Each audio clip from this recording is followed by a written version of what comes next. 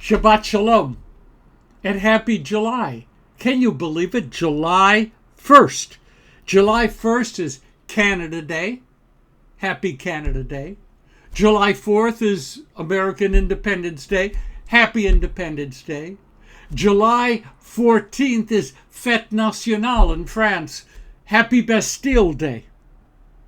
And speaking of Canada Day, I am holding close to my heart right now Rabbi Reuven Bulka, who passed away this week.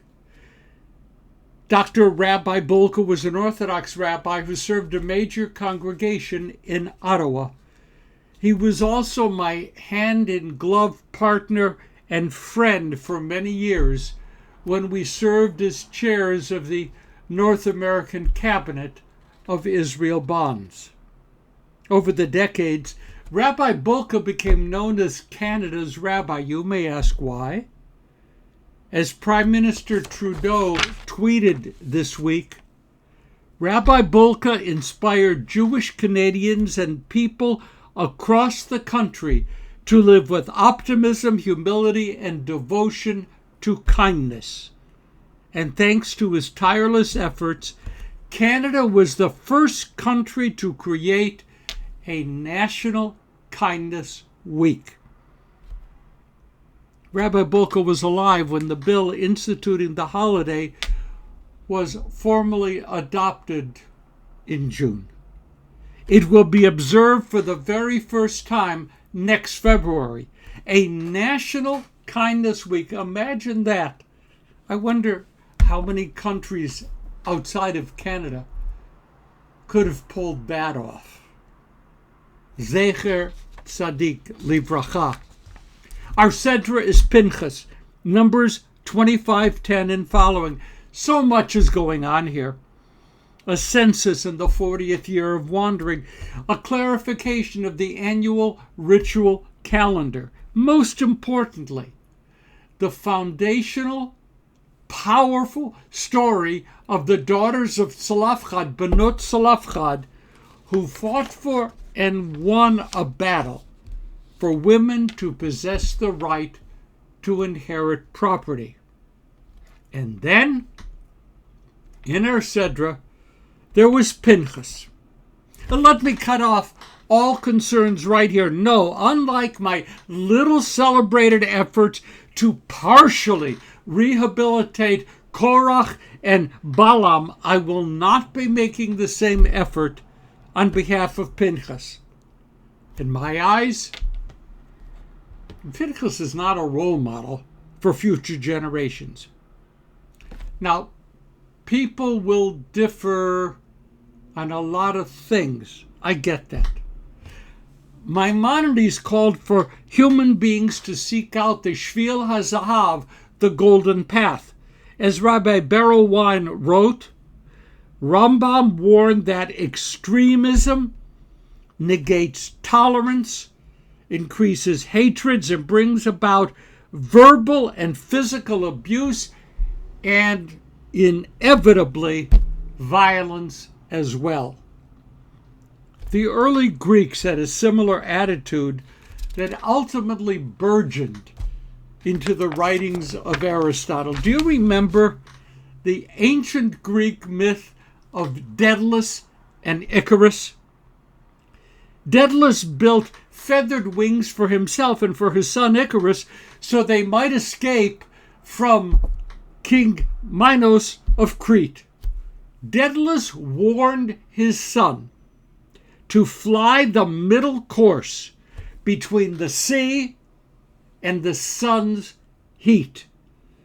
But Icarus chose another path. Kids will do that. Icarus flew up and up until the sun melted the wax of his wings and he plunged to his death in the sea. Okay, all right, we get that.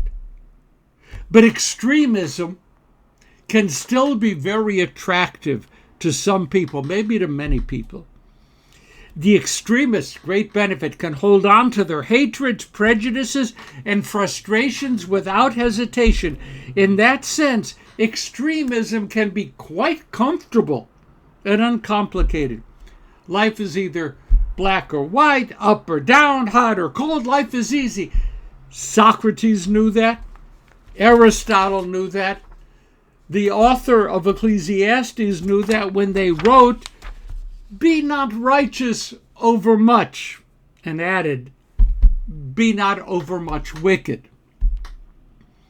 Then there was the American political philosopher Barry Goldwater, who famously proclaimed, "Extremism in the defense of liberty is no vice, moderation in the pursuit of justice is no virtue." Sidebar. A sort of partial, limited, kind word for Barry Goldwater.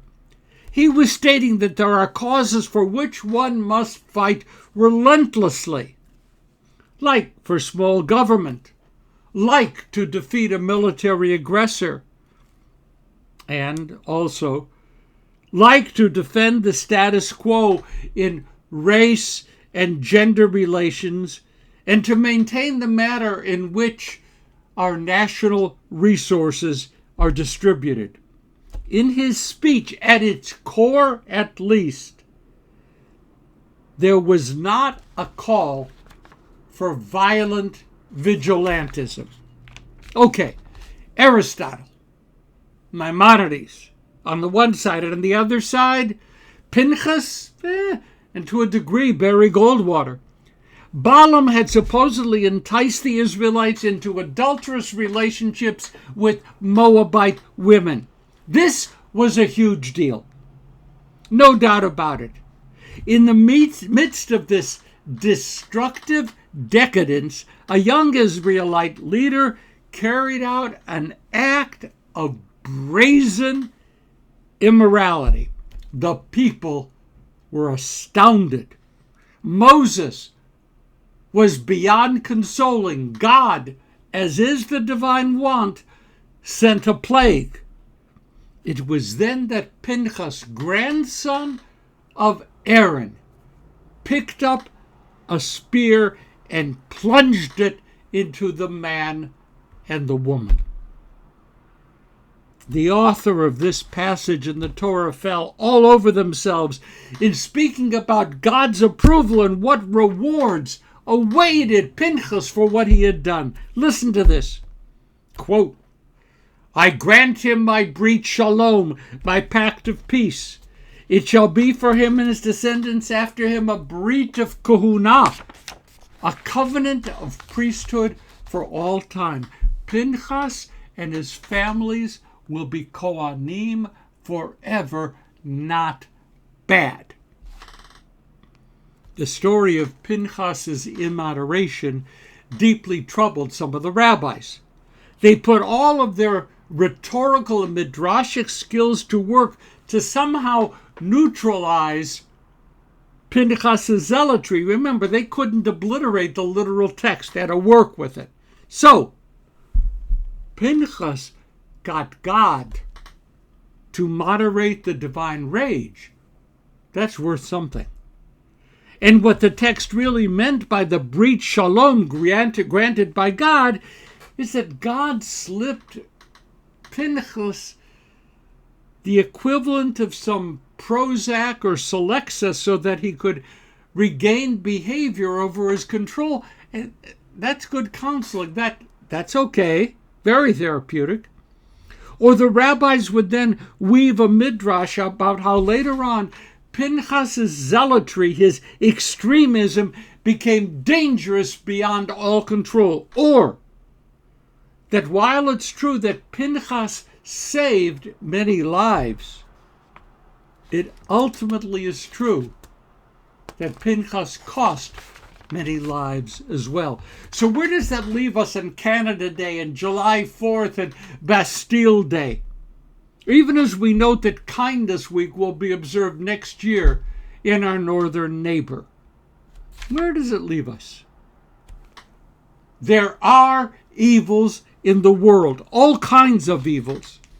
We can never tolerate nor ignore nor be indifferent to those evils. Turning a blind eye is an immoral and impractical choice. Point one. Next. So how we combat those evils is as important as identifying those evils in the first place. History clearly teaches us that a victor's scorched earth policy creates the perfect seedbed for newer and more poisonous gardens of evil. Next, extremism is extremely dangerous. It is volatile. It explodes. It can break all normative boundaries. Fighting fire with fire is a powerful slogan which we can choose to applaud as our community, our country, or our world goes up in flames.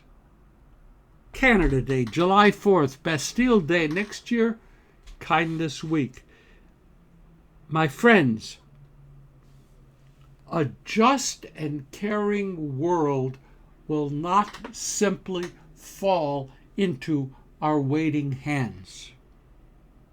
And if ever achieved, it will forever be threatened.